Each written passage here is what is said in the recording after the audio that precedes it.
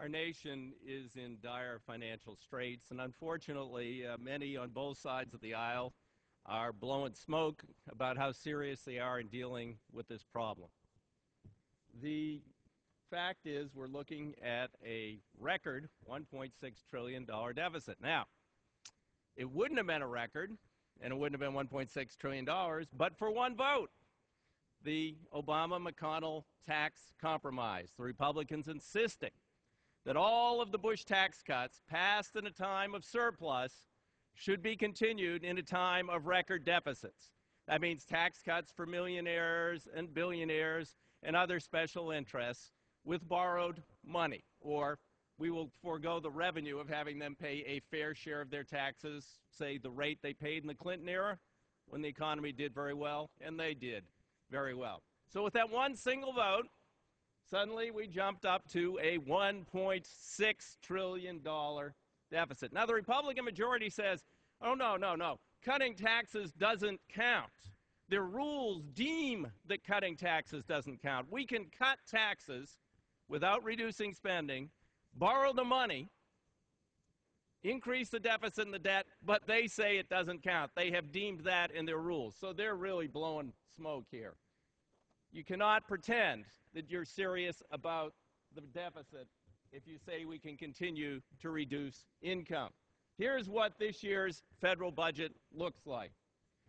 This is the total budget. Look, we're up borrowing almost half of what we're spending from China and other places around the world. We're borrowing $1.6 trillion, and the federal tax revenue is $2.2 billion.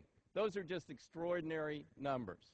Now, they say they'll fix that by cutting. Well, here we go.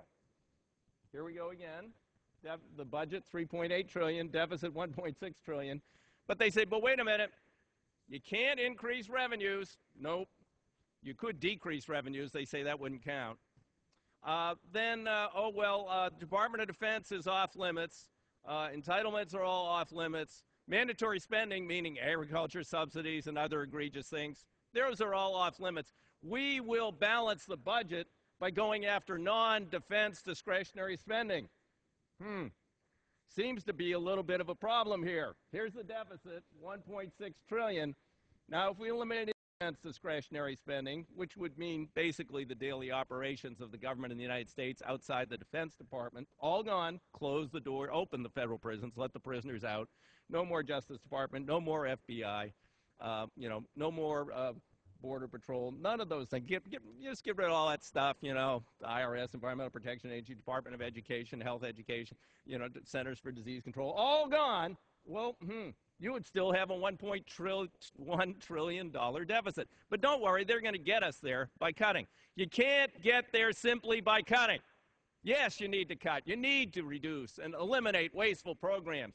But you can't pretend that you can cut revenues, that you can maintain tax loopholes for companies that move their headquarters to a post office box in the Bahamas, like Carnival Cruise Lines, their post office boxes in Panama, who operate out of the U.S., get their customers in the U.S., use the ports of the U.S., use the U.S. Coast Guard, and all whose executives live in the U.S., and they don't pay taxes here. Or ExxonMobil, who doesn't pay taxes in the United States but pays other places around the world. We borrow money to give a subsidy to ExxonMobil, yet in the last quarter of last year they had the largest single corporate profit in the history of the world. But we're going to borrow money to give them tax rebates for taxes they didn't pay in the United States of America that they paid elsewhere. That system can't be fixed. The Republicans say those would be tax increases. Can't plug those tap loopholes. Agriculture subsidies, pay people $20 billion not to grow things.